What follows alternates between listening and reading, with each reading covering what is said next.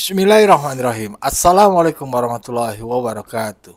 Sobat-sobat ngabarin kabar. Semoga selalu dalam keadaan sehat walafiat serta diberikan rezeki yang halal, berkah, lancar dan juga banyak. Ada perbincangan menarik terkait 100 hari kerja Prabowo Gibran. Katanya sih Prabowo masih dibayang-bayangi oleh Pak Jokowi. Memang narasi negatif itu selalu ada-ada aja ya. Dan selalu berkembang setiap harinya. Terutama selalu menyudutkan Pak Jokowi. Selalu Pak Jokowi. Bahkan orang borokan dok pun yang salah Pak Jokowi. Tapi narasi-narasi negatif ini itu dibantah semua Ibu Irma Caniago yang dilakukan pada saat dialog terkait tema itu. Di sana hadir Faisal Asegaf, Ferry Amsari, terus satu lagi siapa itu yang pernah kena dakwaan Pak Luhut, Haris Hazar. Ya, narasi-narasi mereka kan setiap kali menyudutkan Pak Jokowi ya. Pak Prabowo ini masih dibayang-bayangi Pak Jokowi. Ibaratnya kalau dikutip itu kayak bonekanya Pak Jokowi, padahal mah nggak begitu. Dan banyak juga program-program Pak Jokowi yang diteruskan oleh Pak Prabowo. Tentu saja itu hal yang baik. Hal yang buruk tentu kita buang. Dan kita sebagai masyarakat harusnya bangga punya pemimpin yang kepuasan publiknya mencapai 80% baru 100 hari. Dan tentu saja ini masih keterkaitan dengan keberlanjutan dari Pak Jokowi ke Pak Prabowo ya. Pasti ada efeknya lah. Bagaimana perbincangan menariknya? Mari kita simak bersama. Let's go. Assalamualaikum warahmatullahi wabarakatuh. Terima kasih Datuk Karni. Saya mau memulai penilaian terkait dengan 100 hari pemerintahan Prabowo Gibran ini dengan mengatakan begini. Pemerintahan ini belum bisa dinilai. Tadi Pak Faisal Asegaf dan adik saya Haris bilang begitu. Memang belum bisa dinilai. Kenapa? Program kerja itu baru bisa berjalan secara maksimal dan efektif kalau anggarannya sudah ada. Nah, anggaran DIPA dari Kementerian Keuangan itu baru keluar di pertengahan Januari. Jadi nggak bisa juga kita bilang bahwa begini begana, begini begono. Menurut saya itu nggak fair. Itu yang pertama. Nah, kalau yang kedua terkait komentar Jokowi lagi, orang Korengan aja Jokowi yang salah itu ya. Saya heran gitu loh. Ya orang Panuan, orang Korengan Jokowi yang salah. Nah, saya mau kasih tahu gini Pak Faisal sama Haris. Jokowi itu hebat. Bagi saya dia presiden yang sangat hebat. Kenapa? Presiden sipil, orang sipil bisa jadi presiden Republik Indonesia 2 periode. Itu luar biasa, belum ada di Indonesia. Selama ini yang kuat itu kan selalu TNI. Presiden yang kuat ya, mulai Soeharto, SBY, itu TNI. Nggak ada gejolak. Wajar TNI di belakangnya. Bung Karno lebih lama. Nah, kalau Jokowi ini sipil loh. Kalau Bung Karno itu pengecualian, itu Indonesia baru merdeka. Nggak bisa kita sandingkan Bung Karno dengan kondisi saat ini, nggak fair. Tidak apple to apple Om. Nah saya mau bilang gini, ini sebenarnya hebatnya Jokowi adalah hebatnya PDIP. 2 periode harus diakui. Sipil mampu menguasai negara ini 2 periode itu luar biasa. Terus kalau tadi Haris bilang soal demokrasi di era Jokowi, kalau menurut saya demokrasi di era Jokowi itu malah kebablasan. Kenapa saya bilang kebablasan? Rocky Gerung bisa mengatain bajingan tolol sama presiden. Kemudian Faisal Asegaf bisa ngomongin presiden macem-macem. Ferry Amsari bisa bikin dirty provokator. Kemudian apa namanya? Aduh, kalau dipidana zaman Soeharto lebih parah lagi. Zaman SBY teman saya Ferry Juliantono juga di penjara. Jadi nggak usah terlalu cengeng juga lah jadi aktivis. Ya. Saya ini pernah juga loh ya. Saya pernah dipecat bahkan dari posisi saya di Pelindo. Pernah dipecat saya karena saya demo. Tapi saya nggak mau cengeng, cemen. Itu yang kedua. Ntar dulu, sabarlah. Sabar. Lu ngomong aja gua perhatiin, gua diem, ya kan? Gua dalemin gitu, Fer. Nah, saya agak-agak risih sebenarnya ya. Kalau bicara soal Jokowi itu seolah-olah Jokowi itu apa namanya virus yang harus dihabisin gitu. Iya. Saya heran gitu ya. Harus diingat juga bahwa Prabowo menang tuh karena dia belajar dari Jokowi. Prabowo menang tuh karena didukung Jokowi. Kalau nggak didukung Jokowi nggak menang. Itu diakui sendiri oleh Pak Prabowo. Tapi bukan berarti kemudian Pak Prabowo itu jadi bonekanya Pak Jokowi. Jangan dihina lah Pak Prabowo. Dan jangan menghina juga presiden yang sudah banyak memberikan legacy kepada bangsa ini, kepada Indonesia ini. Dan itu diakui oleh masyarakat. Sampai hari ini itu rumah Jokowi itu rame terus. Ya, dan itu nggak bisa dinafikan. Soal ada banyak kesalahan mungkin dari pembantunya, dari beliau sendiri. Nggak ada presiden yang semuanya benar. Trump itu apa nggak brengseknya luar biasa. Ya, sangat rasis terhadap Muslim. Banyak presiden-presiden kita juga enggak semuanya sempurna. Emang Megawati sempurna? Enggak. SBY sempurna? Enggak. Soekarno sempurna? Enggak juga. Soeharto apalagi? Enggak ada yang sempurna. Ya. Yang sempurna itu Nabi Rasulullah ya, enggak sempurna. Itu manusia pilihan loh. Karena apa? Karena dia manusia. Nah, kesempurnaan itu hanya milik Allah. Nah, jadi kita sebagai bangsa ini, saya nggak pernah mau berpihak kepada siapapun, saya berpihak kepada Indonesia. Saya nggak mau Indonesia ini gaduh. Ya, kita harus mendukung program pemerintah yang bermaslahat untuk rakyat. Kalau memang nggak bermaslahat ya kita kritisi, nggak ada masalah. Kritisi. Nah tadi dikatakan bahwa Pak Prabowo sudah memotong anggaran dan itu luar biasa menurut Faisal Asgaf. Pak Faisal, paham nggak kalau di 2019-2024 Pak Jokowi juga memotong anggaran banyak sekali. Bahkan anggaran DPR itu hampir 20-30% dipotong. Dipotong Pak. Harusnya kita misalnya ada jatah nih ya. Saya terbuka aja. 2 kali kunjungan kerja kita hanya 1 kali kunjungan kerja. Dibintangin. Sampai pada marah-marah tuh anggota DPR karena banyak sekali program DPR yang nggak bisa berjalan. Dipotong. Bu Sri Mulyani itu udah, kalau datang ke DPR itu udah males saja dia. Kenapa? Karena selalu diprotes. Dipotong 30%. Dibintangin. Banyak sekali, bukan 1-2. Ya, perjalanan dinas ASN juga dipotong sama Pak Jokowi. Kemudian anggaran DPRD dipotong sama Pak Jokowi jadi PP 33. Yang tadinya kalau keluar kota bisa dapat 10 juta, dia hanya dapat 2 juta. Itu di era Jokowi juga. Jadi jangan cuma hal-hal yang negatif, hal-hal yang positif juga banyak.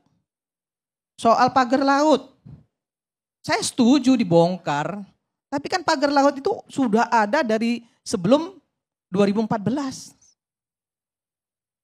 Sudah ada sebelum 2014. Ada perdanya dari Tangerang, dari Bupati Tangerang. Iya. Nah, kenapa tidak ribut? Nah, ini saya ingin sampaikan juga, yang harus diributin tuh Pemdanya. Karena otonomi daerah itu menyatakan bahwa Pemdanya yang harus bertanggung jawab. Enggak semuanya harus pemerintah pusat. Pemdanya yang ngaco. Ya Pemdanya yang harus dimintai pertanggungjawaban. Pemda kita nih sekarang nih selama ini harus tahu juga nih ya semua masyarakat dan teman-teman semua di sini. Dari 37 provinsi, hanya 7 provinsi yang mandiri. Yang lainnya semuanya masih subsidi. Hanya bisa menghabiskan APBD. Mandatory spending. Kalau saya bilang, gubernur nggak usah dipilih langsung, nggak usah. Nggak punya daerah, nggak punya wilayah, nggak punya masyarakat. Untuk apa? Kerjanya hanya mengkoordinasikan pusat dengan bupati dan wali kota. Habis-habisin biaya. Stop aja. Nah, kemudian kalau kita mau bicara soal hukum, bicara soal keadilan, bicara soal bagaimana parlemen itu bisa menjadi parlemen yang betul-betul menjadi harapan masyarakat. Rekrutmen. Ya, rekrutmen partai politik kan juga harus benar. Nanti Pak Bang Ferry itu tadi saya baru ngobrol sama beliau. Fer, ini bukan soal yang nggak boleh diselesaikan, harus diselesaikan.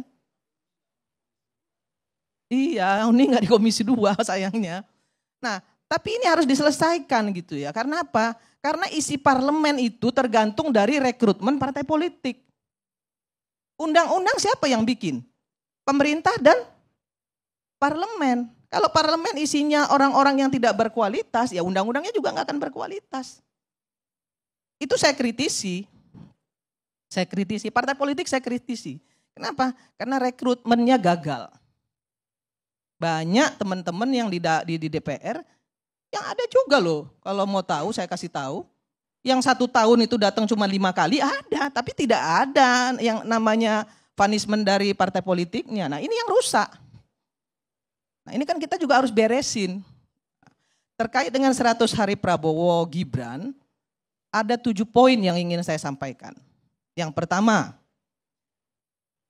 Ada keberpihakan kepada UMKM, ya, petani nelayan, pajaknya dihapuskan, modal diberi, kemudahan untuk ambil dari bank. Itu supporting dari UMKM kepada UMKM, petani dan nelayan dari pemerintah. Kenaikan guru, kenaikan gaji guru, ya. Nah, kemudian ada lagi. Makan bergizi gratis. Tapi memang saya mau ngomel juga nih dengan Badan Gizi Nasional soal yang bicara soal serangga. Ya menurut saya yang nggak gatel tuh nggak usah digaruk gitu loh. Ngomong tuh ya lebih konstruktif lah. Jangan bikin malu pemerintah juga. Seolah-olah pemerintah nggak punya uang. Sehingga serangga pun harus dijadikan menu makan bergizi gratis. Ya kadang-kadang yang nggak gatal juga digaruk gitu. Padahal untuk menyiapkan anggaran itu sudah tersedia 71 triliun. Bahkan ketika misalnya MUI mengatakan ambil dana zakat untuk MBG, saya nggak setuju. Nggak setuju. Ada yang bisa lebih bisa untuk bisa diandalkan untuk menambah ya anggaran makan bergizi gratis itu. Cukai rokok 150 triliun per tahun. Itu kan dana kesakitan masyarakat Om Karni. Bang Karni. Cukai rokok itu dana kesakitan masyarakat.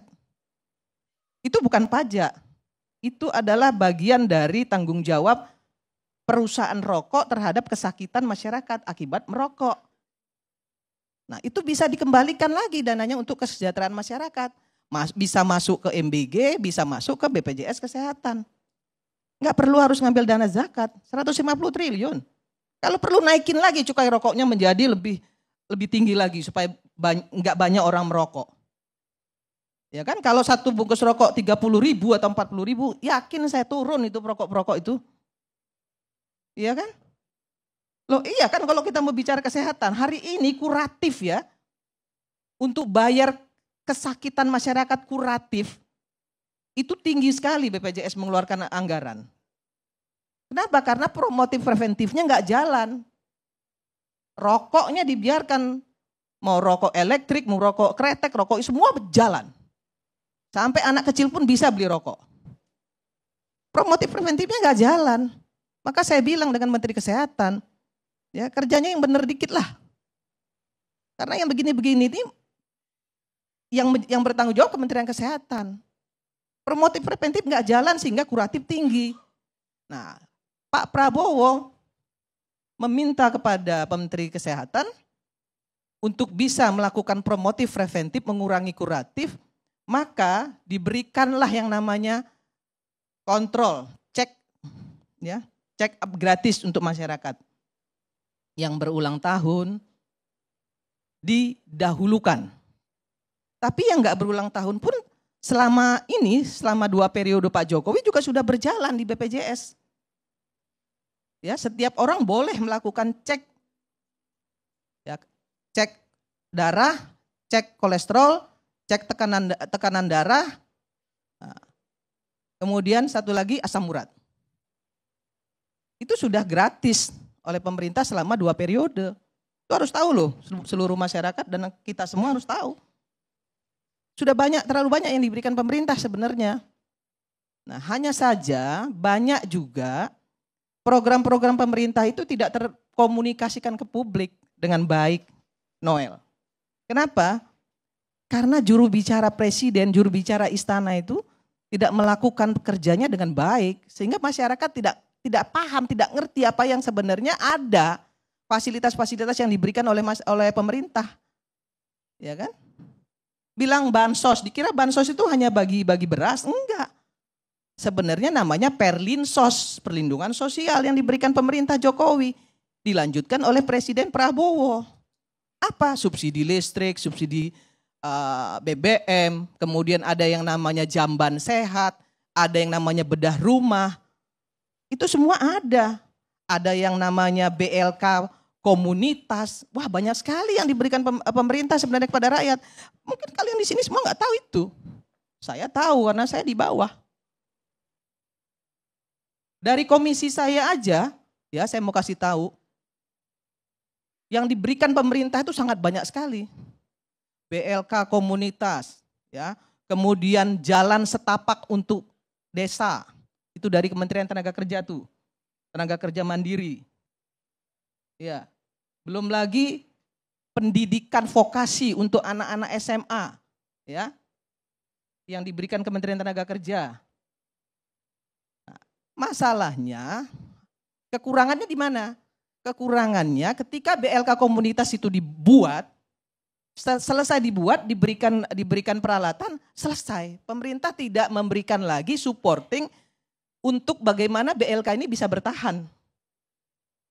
Ya, sumber daya manusianya untuk mendidik anak-anak ini selanjutnya itu dibiarkan menjadi tanggung jawab penerima. Nah, sementara penerimanya tidak punya anggaran untuk melanjutkan BLK komunitas ini, itu Noel, itu menjadi tanggung jawabmu besok. Ya, nah, terkait lagi dengan misalnya kemarin ada penembakan nelayan, ya, bukan nelayan, TKI Indonesia oleh Malaysia. Apa yang kau kerjakan, Noel? Kau harus minta pertanggungjawaban Malaysia loh. Kalau mereka bersenjata boleh ditembak. Kalau mereka nggak punya senjata, memang nggak boleh dong mereka main tembak-tembak begitu saja. Ini kedaulatan negara loh ya. Nah, Anda harus tahu itu dan itu harus ditindaklanjuti. Marwah bangsa itu. Banyak lagi sebenarnya yang ingin saya sampaikan di sini bahwa kita semua ini harusnya bersyukur. Nah, kalau ada banyak yang belum terselesaikan dari program pemerintah itu bukan penipuan. Karena apa? Ada program jangka panjang, jangka pendek, jangka menengah, kemudian program prioritas. Nah, kalau ada program yang belum terselesaikan karena waktu, karena anggaran, itu bukan penipuan. Wah, presiden menipu. Buktinya program kerjanya yang gini belum selesai, yang ini belum selesai. Ya nggak bisa selesai juga kalau cuma 5 tahun. Nah, yang begini-begini harusnya kita sama-sama duduk. Ya, teman-teman semua memberikan masukan tadi, bagi saya itu penting. Kenapa? Karena pemerintah yang absolut, yang terlalu absolut juga pasti nantinya akan jadi diktator. Dan gak bagus, gak ada yang kontrol. Jadi harus ada kontrol sistem yang efektif juga dari kita-kita ini. Tetapi saya ingin sampaikan juga yang konstruktif lah. Jangan dikit-dikit Jokowi, dikit-dikit Jokowi. Saya bukan mau bela Jokowi, tapi kalau semua masalah kayaknya ditimpahin dengan Jokowi, kok kayaknya Jokowi ini kayak sampah gitu loh. Ya. Yang bilang sampah tapi siapa tadi? Oh gitu. Oh berarti Anda sampah dong ya. Jadi sebentar Pak. Ya nggak apa-apa sebentar. Saya kan Nanti nggak saya kasih menyebut waktu. nama Bu Irma tadi kan. Saya bicara dengan pandangan yang umum saja. Ya. 3 kali sebut Oke. nama saya. Oke. Nanti Bisa nanti sambung. ada waktunya lagi kan setelah ini. Saya belum selesai Pak. 15 menit ini Bu Irma. Belum. Saya hitung. Coba Belum. lihat jam dulu. Sebentar lagi, 1 menit lagi. 1 menit lagi. Saya ingin sampaikan kepada kita semua, 100 hari Presiden Prabowo Gibran ini menurut saya sudah cukup bagus. Sudah cukup konstruktif. Kalau ada yang masih kurang, wajar-wajar saja. Nanti kita lihat ke depan, kita kawal bersama. Karena anggarannya baru turun di pertengahan Januari. Dan itu juga belum semuanya cair. Ya kan? Karena seluruh program kerja, kebijakan dan lain sebagainya tidak akan pernah berjalan kalau tidak ada anggaran. Nah, mungkin itu dari saya. Mudah-mudahan ya dengan apa yang kita sampaikan semua tadi bermanfaat bagi masyarakat Indonesia, bagi pemerintah, menjadi kontrol juga untuk kita semua. Terima kasih, saya tutup dengan wallahul muwafiq ila aqwamit thoriq. Assalamualaikum warahmatullahi wabarakatuh. Pak Kadek bisa izin sebentar tanggapi karena 2 pembicara Bang Andi sama Bang Irma itu fokus ke saya. Sebentar Ya, boleh, tapi izin pendek aja. Jadi ada 2 poin penting yang saya tegaskan sebagai satu pesan yang objektif. Tadi saya mengatakan bahwa saya melihat ada satu fenomena, tindakan yang fenomenal. Usai Prabowo itu dilantik, situasi stabilitas politik nasional sangat damai.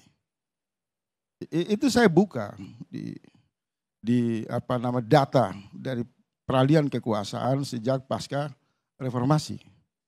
Jadi saya ingin mengatakan tidak pentinglah pendukung Jokowi yang menyelundupkan, misal survei yang mengklaim 80% rakyat puas.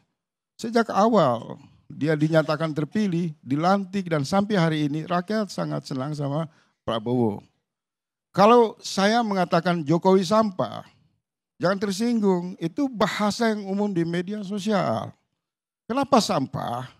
Karena terlihat dalam pembentukan kabinet ini, ambisi Jokowi dan loyalisnya terus mempertahankan modus politik yang disebut melanjutkan.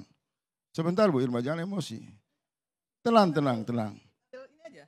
Mencoba membangun satu narasi daur ulang selama pasca pelantikan, sebelum pelantikan ya, pasca kemenangan Pak Prabowo, bahwa ada soliditas, keakraban, semangat yang kuat antara hubungan Pak Prabowo dengan Jokowi. Sementara akal sehat publik dalam perbincangan di seluruh kanal media sosial melihat memang ada sampah di kabinet Prabowo. Saya beri contoh tadi, sampah lewat Menteri Kelautan. Dalam kasus pagar, pembongkaran pagar laut. Rakyat menyimpulkan hambatan, resistensi yang menghadang Prabowo, yaitu kelompok Jokowi, para loyalisnya. Itu perbincangan di ruang publik. Yang ketiga, cukup. Saya tambah, itu baru Andi, belum masuk ke Bu Irma. Belum ya? Nanti saya tambahin lagi. Saya nanti. masih di Bu Irma. Tolong kawan-kawan di DPR harus hilangkan semangat dukungan terhadap eksekutif. Maka tadi di awal saya mengatakan belum ada sampai hari ini rekomendasi resmi atas nama partai politik untuk memotret apakah ada harapan pemerintahan Prabowo, apakah ada progres, apa-apa saja yang harus diperkuat, apa-apa saja yang masih kurang. Dalam konteks ini saya masih melihat Bu Irma itu semangatnya Jokowi. Kalau dalam trias politik, peran DPR itu harus mengeluarkan data. Data secara objektif mengatakan bahwa kabinet Bapak Prabowo ini harus dievaluasi secara serius. Misal, saya mau kasih contoh. Ada sebentar Bu Irma, izin saya berbicara. Misal, indikasi hambatan yang paling mengganggu Prabowo misal di bidang keamanan? Tadi kan itu sudah Anda sampaikan. Satu-satu. Kan Anda tanya sampah, kan saya harus Tadi sudah jelaskan sampah. disampaikan. Saya Menurut saya gini, saya 1 menit Bu Irma, Kalau jangan dipotong saya, dulu Bu Irma. kalau Anda bilang saya Jokowi banget, saya bilang pembenci Jokowi banget. Saya nggak mau masih di wilayah curhat. Nggak bisa itu juga. Saya bicara dalam Nggak konstruksi. boleh begitu, nggak bisa dalam begitu, konstruksi Bos. kebijakan. Nggak bisa. Jadi, kita itu harus fair, ya. Kalau bisa bicara saya itu lanjut harus fair. sedikit aja? Tadi Anda ngomong, saya diam. Setengah menit. Nah, ketika saya ngomong ya Bisa sudah Pak, selesai. Bang Kandi saya lanjut setengah menit dan saya Nggak bisa berhenti. begitu. Saya mau membuktikan. Nggak bisa. Anda sudah nyampaikan itu tadi di depan. Apa yang menjadi Jangan beban diulang-ulang Prabowo yang terus. disebut Jokowi? Jangan Itu diulang-ulang ya, terus. Saya mau lanjut ya. Anda hanya Contohnya, ingin mengadu domba antara hampir Jokowi dan Pak setiap- Prabowo. Itu masalahnya. Bu Irma dengar sebentar, Bu Irma. Nggak Izin. bisa. Saya nggak mau dengar Saya karena nggak Anda tanggapi mengadu Anda. domba. Saya mau bicara sama Andi Cukup kok. Pak Karni, nggak bisa. Ya udah, Selesai. dua. Nggak boleh. Dua. Orang lain lagi yang bicara. Dua-dua Udah, agak cukup yang ngomong. lain lagi. Kasih Ferry Amsari bicara. Ya itu tadilah perbincangan menarik dari Ibu Irma Caniago. Memberikan pencerahan, mencerdaskan. Dibandingkan selalu yang mereka-mereka yang selalu menghantam, membenci, menghujat, memaki Pak Jokowi yang nggak pernah kelar-kelar. Ya begitulah. Bagaimana menurut sobat-sobat? Berikan pendapat di kolom komentar. Wassalamualaikum warahmatullahi wabarakatuh.